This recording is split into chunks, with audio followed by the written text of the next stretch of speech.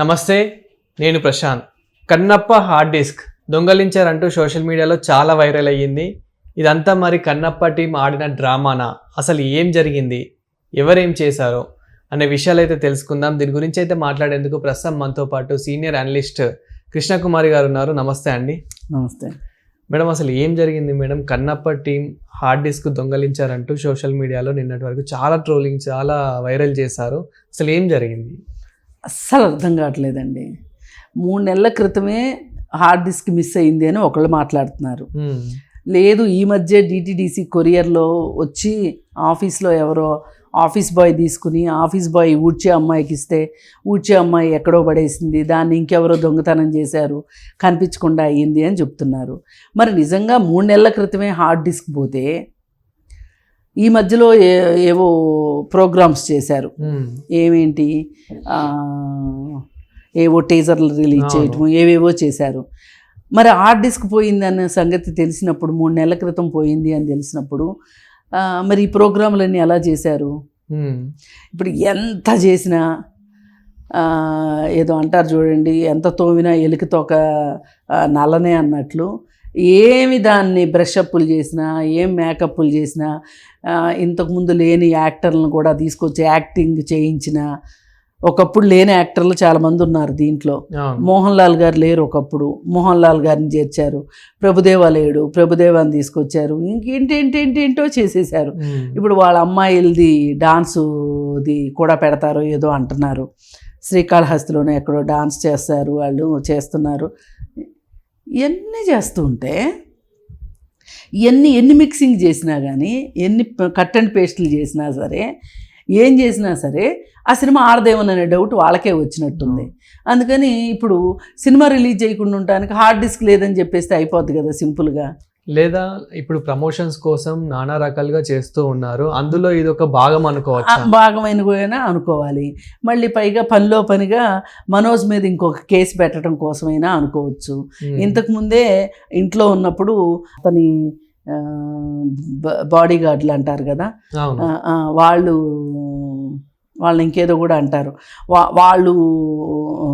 వాళ్ళ వల్ల ఇబ్బందిగా ఉంది అని చెప్పి కాసేపు ఇంట్లో ఉంటే మాకే ప్రాణహాని అని చెప్పి కాసేపు వాళ్ళ అమ్మతోటి కేసు పెట్టించటము, ఆ ఇంట్లో ఉండే రైట్ నాకు కూడా ఉంది అని చెప్పి మనోజు హైకోర్టు నుంచి ఆర్డర్ తెచ్చుకుంటే దాన్ని పక్కన హైకోర్టు ఆర్డర్ ఇచ్చిందని చెప్పకుండా లోయర్ కోర్టులో మళ్ళీ ఇంకొక ఆర్డర్ తీసుకొచ్చుకోవటము, ఇవన్నీ అసలు ఎన్ని చేసినా సరే ఏదో వార్తల్లో ఉండటానికి చేస్తున్నట్టుంది తప్పితే వేరే ఏమీ లేదు. సరే, ఈ కేసులన్నీ పెట్టారు, బాగుంది. ఇప్పుడు ఇంకొక కేసు అదనంగా హార్డ్ డిస్క్ అతని దగ్గర పనిచేసే అమ్మాయే ఆ దొంగతనం చేసింది అని చెప్పి ఆ అమ్మాయి మీద కేసు. అసలు 3 నెలల క్రితం పోతే ఇప్పుడు 3 నెలల నుంచి మీకు సోయలేదా అది పోయిందా ఉందా అని ఇప్పుడు కేసు పెట్టడం ఏంటి? ముఖ్యంగా ఏ మూవీ అయినా సరే ఒక చిన్న క్లిప్ కూడా బయటకు రాదు, అంటే చిన్న మనకు వీడియో కూడా బయటకు రాదు. రాజమౌళి గారు చూసుకున్నట్లయితే కనుక ఎంత జాగ్రత్త పడుతూ ఉంటారు మనకు అందరికీ తెలిసిందే. అలాంటిది ఇండస్ట్రీలో ఎవరైనా కానీ ఏ చిన్న కథ కూడా బయటకు రాకుండా చూసుకుంటారు. అట్లాంటిది ఇంత పెద్ద హార్డ్ డిస్క్ బయటకు వచ్చింది అని అంటే జాగ్రత్త పడలేదా, జాగ్రత్త లేదా, టీం మీద ఒక హోప్ అనేది? అదే నిన్నెవరో మాట్లాడుతూ అంటున్నారు, అసలు తన ఓన్ సినిమా హార్డ్ డిస్కే కాపాడుకోలేని వాడు మా అసోసియేషన్ ప్రెసిడెంట్గా ఏం చేస్తాడు, పైగా మా అసోసియేషన్ బిల్డింగ్ కడతానని చెప్పినోడు మా అసోసియేషన్ బిల్డింగ్ ఎందుకు కట్టలేదు, ఇప్పటిదాకా ఎందుకు కట్టలేదు, అదేదో అప్పురేపులు గోడ మీద రాసుకున్నట్లు అయిపోయింది కదా. నేను ఇప్పుడు నడిగర్ సంఘం వాళ్ళు బిల్డింగ్ కట్టేసుకున్నారు, కానీ మా అసోసియేషన్కి బిల్డింగు ముందుకు వెళ్ళట్లా. అప్పుడు ఏమన్నాడు, నేను అసలు నా 2 ఏళ్ళ టర్మ్ అయిపోయేలోపు డబ్బులు లేకపోతే నా సొంత డబ్బులు పెట్టైనా కట్టగల సత్తా ఉంది నా దగ్గర, ఆ బిల్డింగ్ కడతానన్న ఉద్దేశంతోనైనా నన్ను గెలిపించండి అని చెప్పి ఆ రోజు గెలిచాడు. బోలు డబ్బులు ఖర్చు పెట్టి గెలిచాడు. అయితే మరి గెలవడానికి ఇన్ని డబ్బులు ఖర్చు పెడుతున్నాడంటే బిల్డింగ్ కట్టేస్తాడు గౌన్స్ అనుకున్నారు ప్రతి వాళ్ళు. చివరికి చూస్తే అది కాస్త హుళ్ళక్ అయిపోయింది, ఇంతవరకు రాలేదు. ఇక గోడ మీద రాసుకోవటమే. పైగా ఈ 2 ఏళ్ళు అయిపోయినా కట్టలేక మళ్ళీ ఎక్స్టెన్షన్ కూడా ఆయనకే ఇచ్చారు. ఈ సినిమా ఇండస్ట్రీ మొత్తం మీద మా అసోసియేషన్ ప్రెసిడెంట్ అవ్వడానికి ఈయన ఒక్కడే ఉన్నట్టు, ఇంక తీస్మార్కాను ఇంకెవరు లేరు అన్నట్టు ఈయనకే మళ్ళీ ఇచ్చారు. అసలు ఈయన ఏ సందర్భంలోనూ ఏ ఇన్సిడెంట్ జరిగిన సినిమా ఇండస్ట్రీలో మా అసోసియేషన్ ప్రెసిడెంట్గా ఒక్క ప్రకటన కూడా ఇవ్వడు, ఒక స్టేట్మెంట్ ఇవ్వడానికి కూడా తీరుకుండదు. 3 సంవత్సరాల నుంచి రుద్ది ఈ సినిమాని రుద్దుతున్నారు.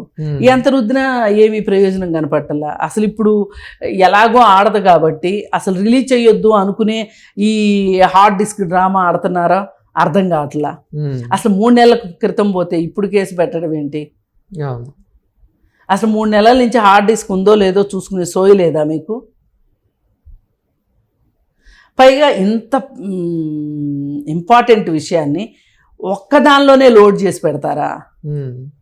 ఒక్క కాపీయే ఉంటుందా? ఆ ఒక్క కాపీ మిస్ అయిపోద్దా?